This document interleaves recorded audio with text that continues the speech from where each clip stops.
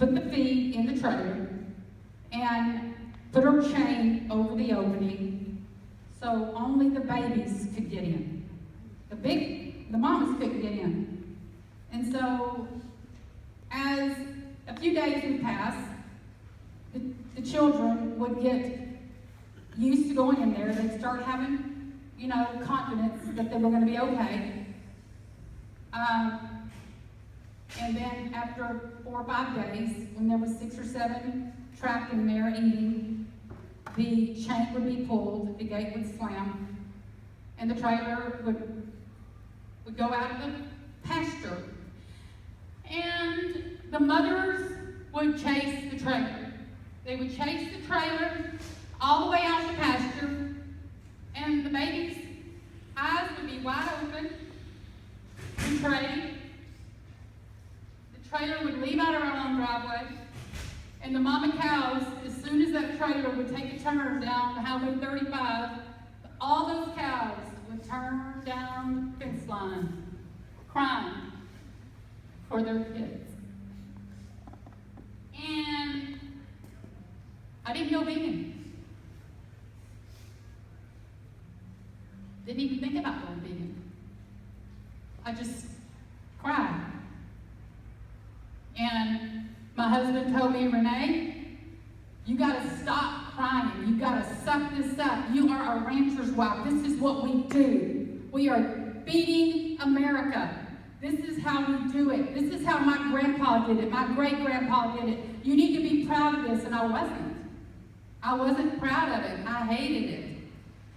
But I'm not supposed to hate it.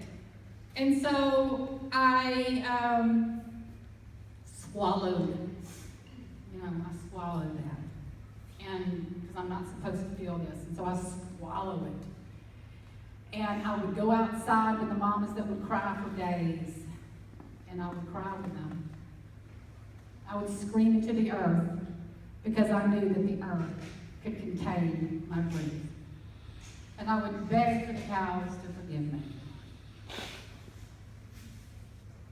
Then we'd do it again every 6 months.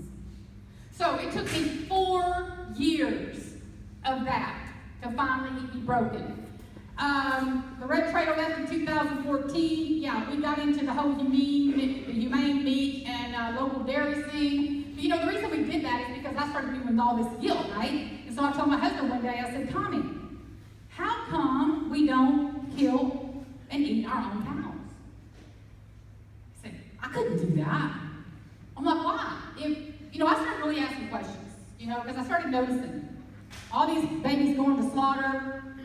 We kept doing it, but yeah, we buy, our meat from, the grocery store. I'm like, why don't we kill our own? Well, because I know those cows. I'm like, really? So, you can't eat this one because 92. He used to call them by numbers, whatever tag was in there, he'd name them 92 or ED because of a brand it had on the side. That was their names for my husband. ED, 92, 106. I'm like, And so he couldn't eat 92 because he knew 92, but he could eat maybe his cousin that he didn't know.